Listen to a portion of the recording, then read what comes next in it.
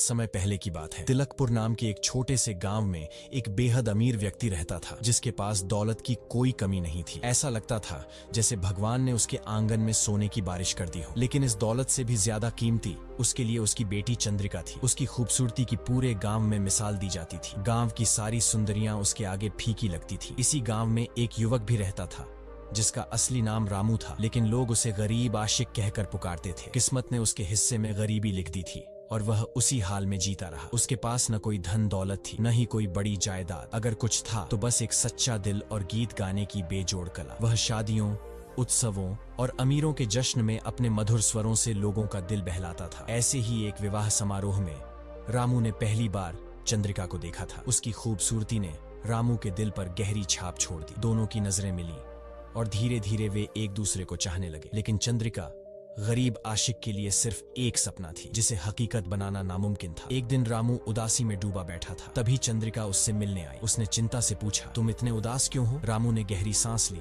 और कहा, मैं तुमसे बेइंतहा प्यार करता हूँ, लेकिन यह हकीकत भी जानता हूँ कि मैं तुम्हें कभी हासिल नहीं कर सकता। चंद्रिका ने मुस्कुराकर कहा, तुम हिम्मत क्यों हारते हो? मेरे पिता बहुत दयालु हैं। वे खुद हमारी शादी का खर्च उठाएंगे और हमें इतनी दौलत देंगे कि हमारी जिंदगी आराम से गुजर सके। रामू ने हल्की हंसी के साथ कहा, तुम सही कहती हो। तुम्हारे पिता मेरी शादी का पूरा खर्च उठाएंगे, लेकिन क्या तुमने सोचा है अगर आगे चलकर तुम्हारे मन में यह अहंकार आ गया कि मेरे पास जो भी है वह सब तुम्हारी बदौलत है? मैं नहीं चाहता कि यह एहसास मेरी मोहब्बत को छोटा कर दे, इसलिए मैंने एक फैसला किया है। रामू ने अपनी मुट्ठी भींचते हुए कहा, मैं 7 साल तक मेहनत करूंगा, अपने दम पर दौलत कमाऊंगा और फिर तुम्हारे पास लौटूंगा। अगर मैं न लौटा तो तुम मेरी उम्मीद छोड़कर अपनी जिंदगी में आगे बढ़ जाना। चंद्रिका की आंखों में नमी थी, लेकिन उसने वादा किया कि वह तय समय तक उसका इंतजार करेगी। हालांकि उसने एक शर्त रखी, अगर 7 साल पूरे होने के बाद भी तुम वापस नहीं आए तो मैं तुम्हें भूलकर किसी और के साथ शादी कर लूंगी। रामू अपनी माँ के पास पहुंचा, उनका आशीर्वाद लिया,